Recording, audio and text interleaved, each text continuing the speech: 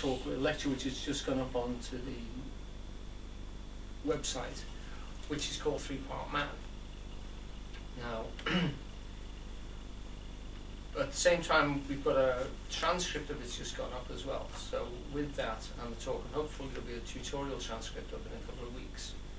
And I'm doing a talk here and a talk on Zohars about it to try and push the idea out and to get it launched a bit. Because when you spoke to Eugene, or when you went to any of his lectures and stuff, it was an assumed part of your knowledge that you'd taken on board this three-part understanding of the human nature.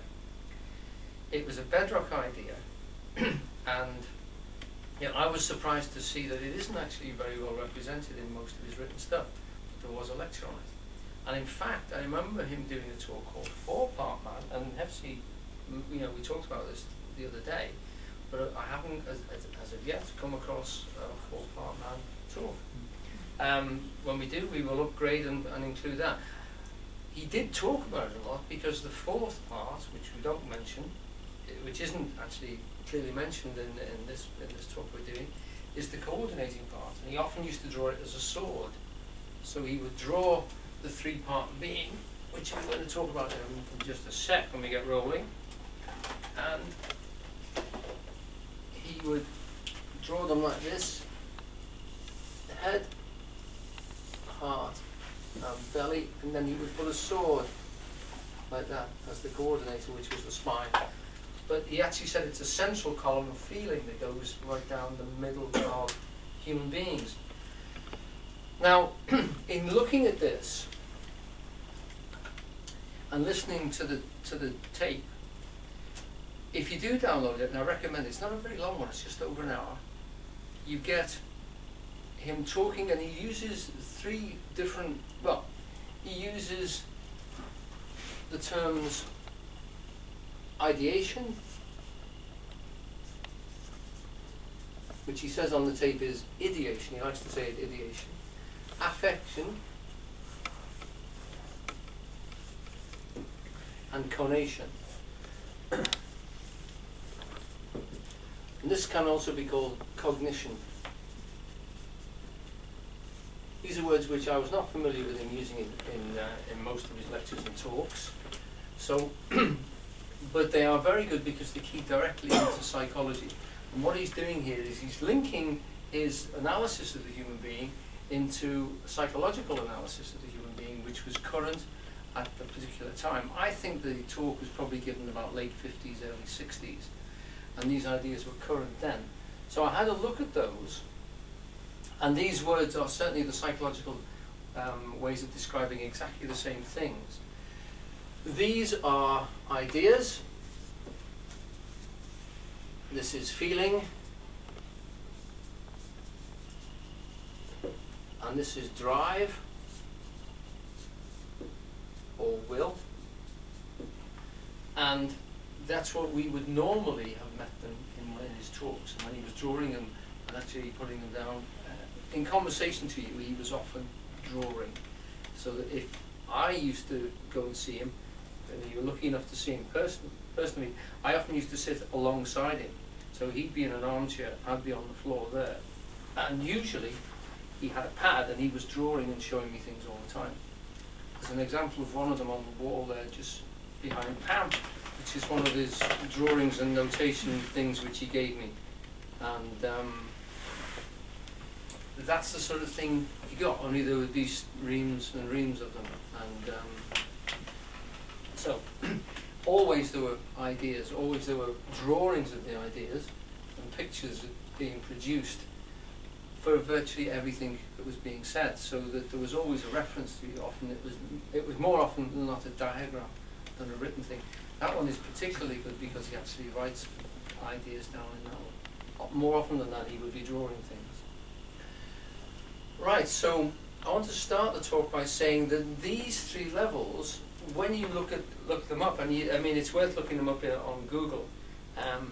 They do take you off into lots and lots of fascinating areas, which I hope to draw a few references to. First of all, the psychological ones. And to get onto that, I'm going to give you out some song sheets. We've got, because this talk tonight is going to be rather like what I would call close reading. What I'm going to do actually is, if I can pass these out, if you could pass those around there, if you just take one and pass them. There's 3 sheets marked 1, 2 and 3. 3 sheets. Strangely enough.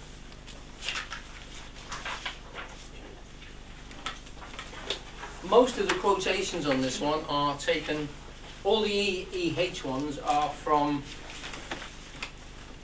the transcript of the talk. The diagram on the back on the 3rd page is taken, that's a drawing I did a long, long time ago, and which he endorsed. And it was a copy of one of the sketches he'd given to Ken Ratcliffe many years before. So all of this is to do with Halliday talking about 3-part man. Just to launch us into the first part is number 1 on your song sheet, just underneath the title, is a little quotation to place this idea in context.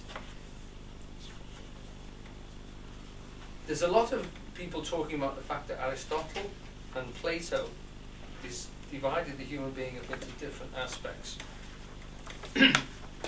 And thinking, feeling, and will are the ones that are talked about. I haven't found any distinct references to that. I found 1 or 2 other ones which are very, very close to Eugene's. And this one is one I found which is a psychologist, or a pre-psychologist, because this is pre-Freud, and this is somebody who was writing about the makeup of a human being, a fellow called Alexander Bain. And this is 1859. And the 3 levels he gives are feeling, which includes but is not exhausted by our pleasures and pains, emotions, passion, affection, sentiment are names of feeling.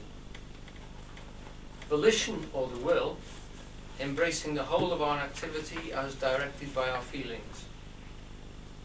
And thought, intellect, or cognition.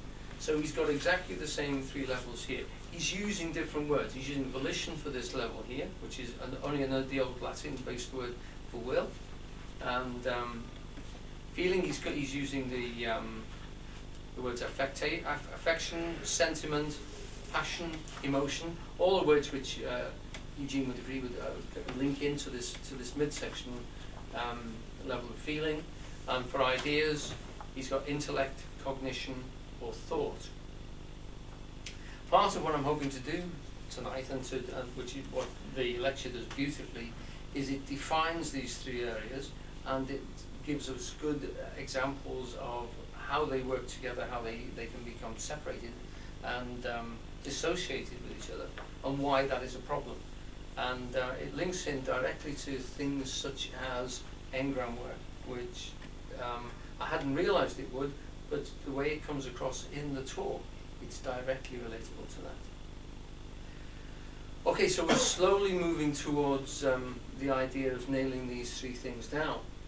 One of the interesting points which I was just on the phone talking to somebody with Ouspensky's ideas, we've taken from Gurdjieff, was Gurdjieff talked a lot about 3-brain beings. He considered us to be 3-brain beings in the same way, and described them in exactly the same way as Halliday did.